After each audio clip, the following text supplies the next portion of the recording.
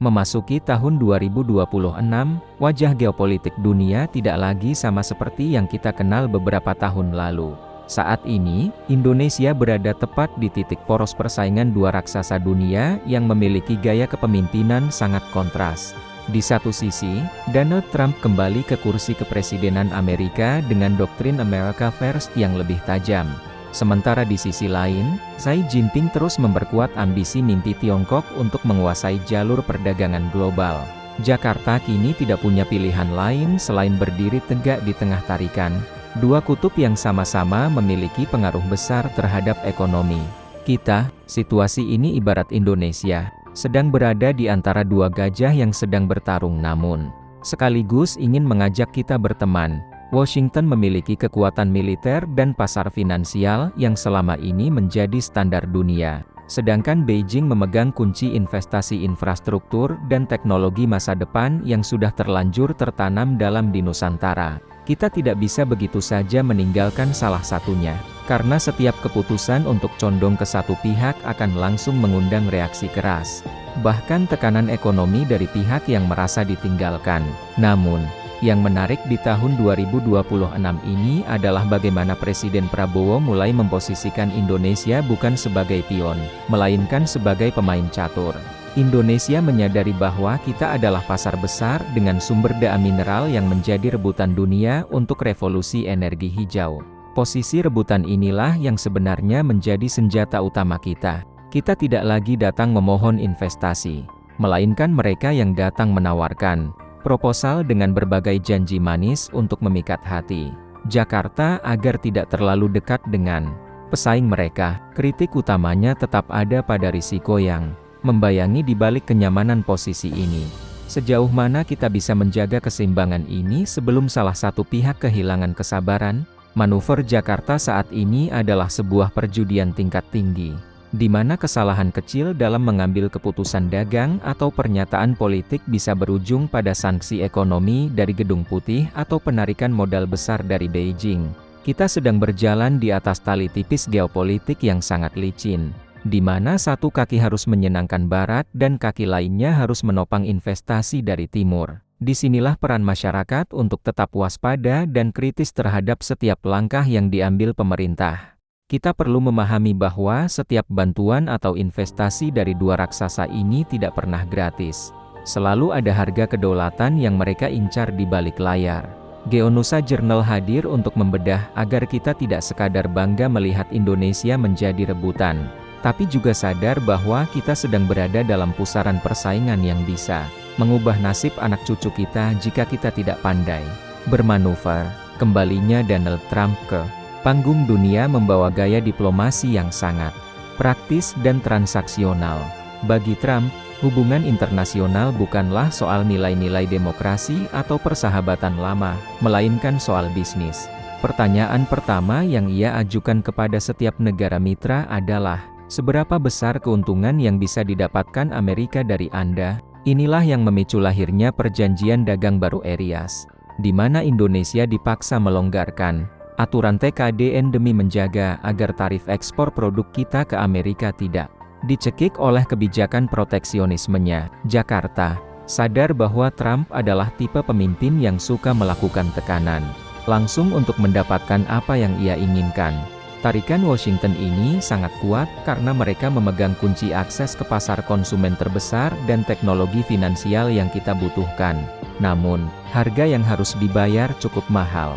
Kita diminta untuk membuka pintu pasar domestik seluas-luasnya bagi produk manufaktur Amerika. Ini adalah tantangan besar bagi UMKM lokal kita yang kini harus bersaing dengan produk ASEAN yang masuk tanpa hambatan proteksi komponen lokal yang biasanya kita terapkan. Kritik terhadap manuver ini adalah tentang seberapa jauh kita rela menggadaikan proteksi industri kecil demi menyenangkan hati Trump.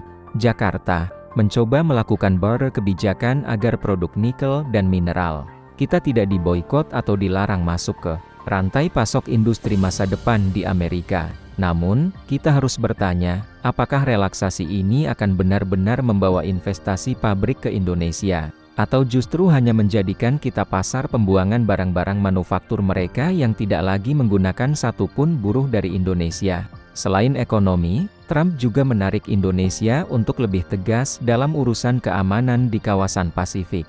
Amerika ingin Indonesia menjadi polisi yang lebih pro-barat di perairan strategis, yang tentu saja akan membuat Beijing sangat tidak nyaman. Disinilah kecerdasan diplomasi kita benar-benar diuji sampai ke titik nadirnya. Bagaimana cara kita menyapa Washington dengan ramah, memberikan mereka akses pasar yang mereka minta, tapi di saat yang sama menolak menjadi tameng militer mereka yang bisa memicu konflik terbuka dengan Tiongkok.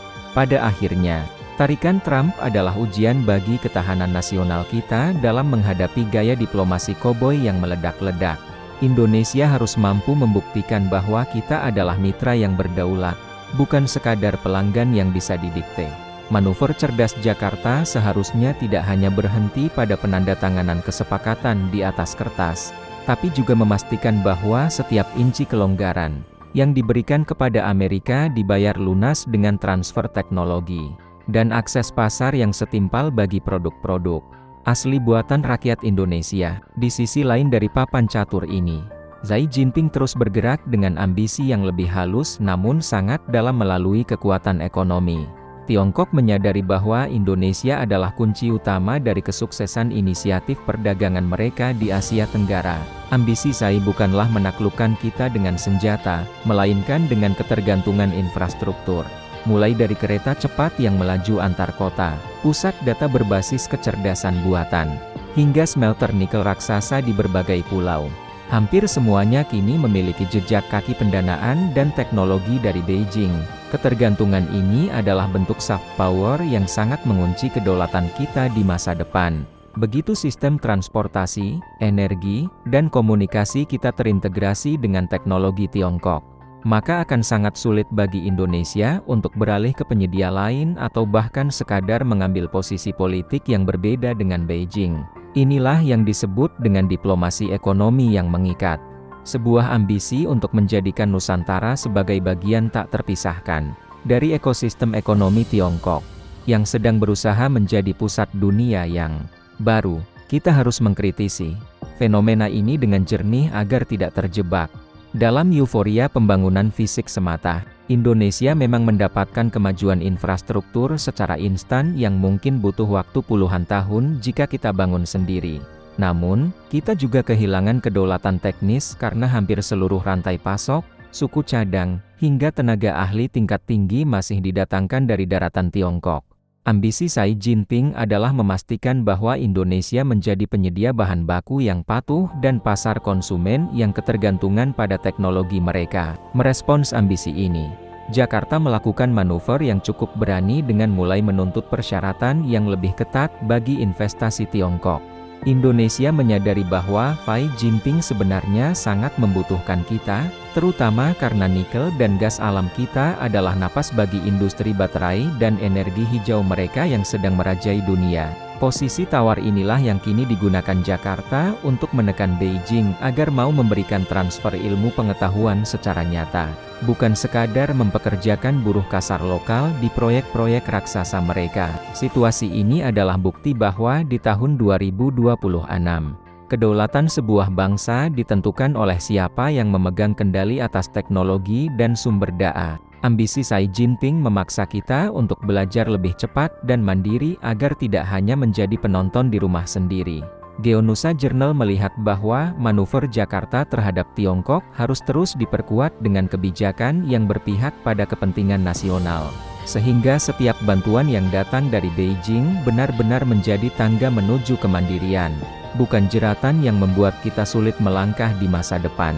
Di balik segala debat tingkat tinggi para pemimpin dunia, dampak nyata dari persaingan ini akan langsung dirasakan di meja makan setiap keluarga di Indonesia.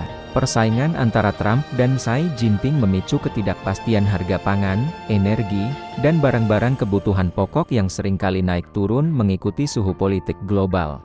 Jika Jakarta terlalu condong memihak salah satunya, kita akan melihat dampak langsung seperti hambatan ekspor atau penundaan proyek pembangunan daerah yang selama ini menjadi gantungan hidup ribuan pekerja lokal di berbagai wilayah Indonesia. Kritik tajam yang harus kita sampaikan adalah, Jangan sampai manuver geopolitik yang cerdas di tingkat elit justru mengorbankan rakyat kecil di tingkat bawah. Pemerintah mungkin berhasil menarik perusahaan raksasa dunia untuk datang melalui berbagai pelonggaran aturan.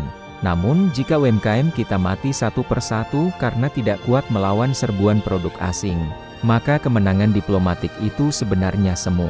Kemenangan sejati dalam geopolitik adalah ketika rakyat merasa lebih sejahtera, bukan sekadar melihat angka investasi asing yang terus meningkat di layar televisi tanpa ada dampak di kantong mereka. Keadaan ini memaksa Indonesia untuk memiliki ketahanan nasional yang tidak lagi hanya bicara soal moncong senjata di perbatasan, tapi soal ketahanan perut dan ekonomi rakyat. Kita harus mampu memanfaatkan tarikan Amerika untuk meningkatkan ekspor produk lokal dan memanfaatkan ambisi Tiongkok untuk membangun industri manufaktur yang kuat di dalam negeri.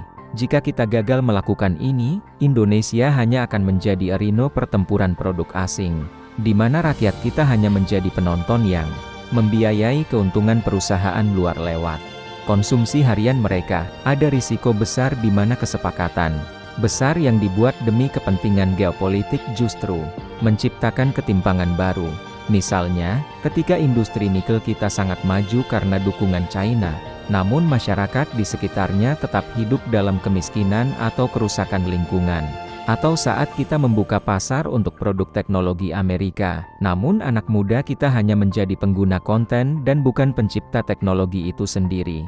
Ini adalah tantangan yang harus dijawab oleh pemerintah agar manuver cerdas mereka benar-benar memiliki dampak yang adil dan merata. Pada akhirnya, keberhasilan Indonesia di persimpangan jalan ini akan diukur dari seberapa kuat kita menjaga daya beli dan lapangan kerja rakyat. Geonusa Journal mengajak kita semua untuk tidak hanya terpesona oleh proyek-proyek megah, tapi terus bertanya, di mana posisi rakyat dalam setiap kontrak perdagangan internasional itu. Masa depan ekonomi kita tidak boleh digadaikan demi sekadar terlihat harmonis di mata para adidaya. Karena kedaulatan sejati ada pada kemakmuran setiap rakyat dari Sabang sampai Merauke. Sebagai kesimpulan dari bedah data dan fakta hari ini, manuver Indonesia di antara Trump dan Xi Jinping adalah wajah baru dari politik bebas aktif di abad ke-21. Kita tidak lagi sekadar diam dan netral, melainkan aktif bergerak mengambil keuntungan dari kedua belah pihak demi kepentingan nasional.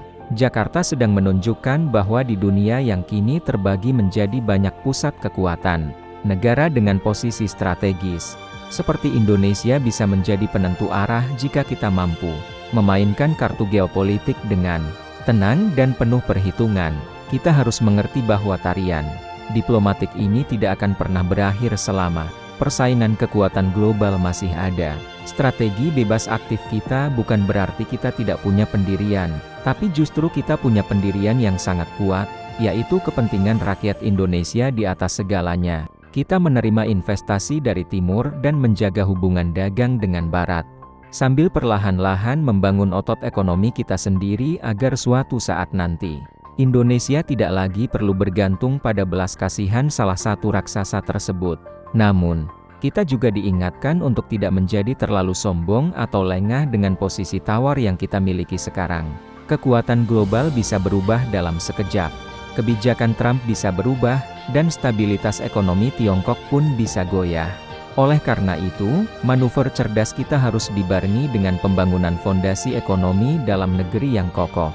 Kita harus memastikan bahwa pendidikan, teknologi, dan kemandirian pangan kita terus diperkuat agar kita tidak selamanya hanya menari mengikuti irama musik yang dimainkan oleh negara lain. Indonesia di persimpangan jalan adalah simbol dari sebuah bangsa besar yang sedang bertumbuh menjadi dewasa dan berdaulat. Kita tidak lagi merasa minder di hadapan para raksasa, karena kita tahu bahwa tanpa Indonesia, ambisi global mereka akan sulit tercapai.